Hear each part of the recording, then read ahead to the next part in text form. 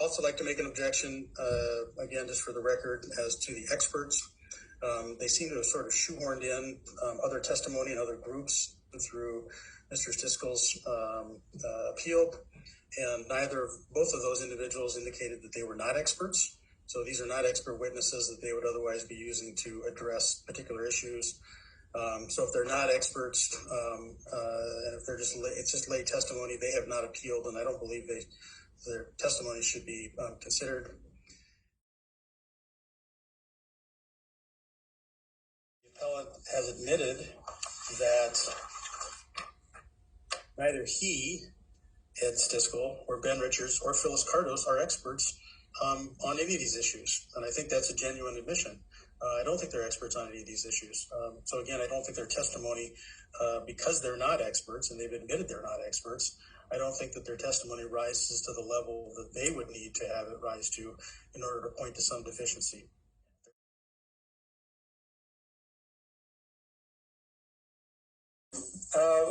I would like to correct two impressions that were given just a little bit ago. One of them is that Mr. Hume said that I was not an expert in wildlife or noise or the effect about how noise would harm the health, human health. He also said that Mr. Richards, Ben Richards, was not an expert on noise. And I'd like to correct his opinion that I am a wildlife expert. I have had many awards in my career with the Forest Service. You ask any biologist around here at the tribe what they think of me as a wildlife biologist, and I'll be shocked if they feel that I am not a good wildlife biologist.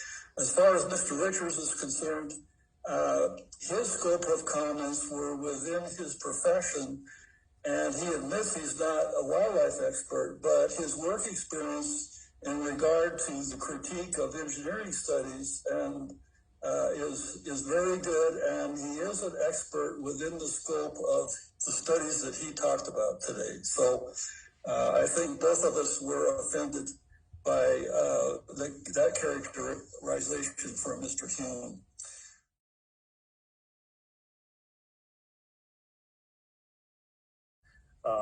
And finally, there was the issue as to whether the witness's testimony, the appellant's witness testimony, qualified as expert witness testimony.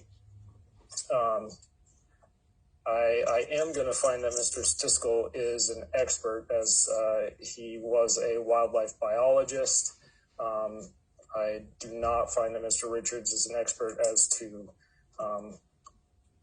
audiology or as to audio engineering. I am going to take his testimony for what it is, which is informed lay testimony on those issues.